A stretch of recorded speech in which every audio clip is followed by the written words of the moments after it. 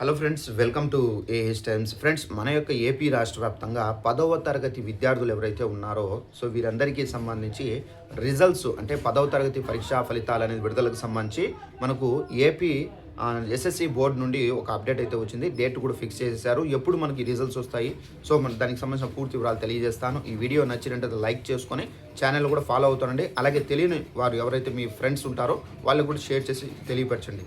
ఇక దీనికి సంబంధించిన నోటిఫికేషన్ ఇప్పుడే వచ్చింది. ఆ నోటిఫికేషన్ మీకు కనిపించాలి కాబట్టి ఇక్కడ నేను స్టిక్ చేస్తున్నాను చూడండి. ఇక్కడ చూసుకున్నట్లయితే ఏప్రిల్ 4వ వారంలో మనకు ఈ 10th క్లాస్ విద్యార్థులకు సంబంధించినటువంటి ఫలితాలు అనేది విడుదలవుతాయని చెప్పేసి ఇక్కడైతే చెబుతున్నారు. అయితే ఎస్ఎస్సి బోర్డు నుండి చర్యలు చేపట్టింది. ఏప్రిల్ 2వ తేదీన పరీక్షలు ముగిస్తాయి. అలాగే మనం ముగిసాయి.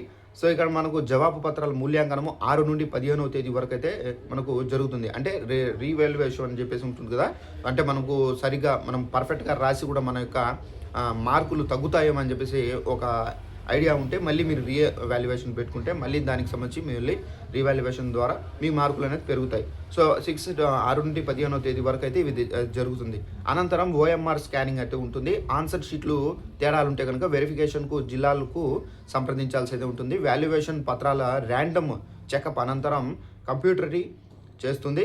కంప్యూటరీకరణ చేస్తుంది. ఇవి పూర్తయ్యాక 30 లోపు రిజల్ట్స్ అనేది ప్రకటించడం అయితే జరుగుతుందని చెప్పేసి ఇక్కడ అధికారిక ప్రకటన అయితే తెలపడం అయితే జరిగింది. అనగా మనకు ఏప్రిల్ 4వ వారంలో 10th క్లాస్కి సంబంధించినటువంటి రిజల్ట్స్ అనేది వస్తాయండి. అయితే ఈ వారం అయితే మనకు ఎండింగ్ అయిపోతుంది. మళ్ళీ మనకు 3 వారాలు అయితే ఉంది కాబట్టి ఈ 3 వారాలు మనకు 4th వీక్లో మనకి ఈ రిజల్ట్స్ అనేది వస్తాయి. 10th క్లాస్ విద్యార్థులు రిజల్ట్స్ వచ్చిన వెంటనే మన ఛానల్లో అయితే మనం పోస్ట్ చేయడం అయితే జరుగుతుంది.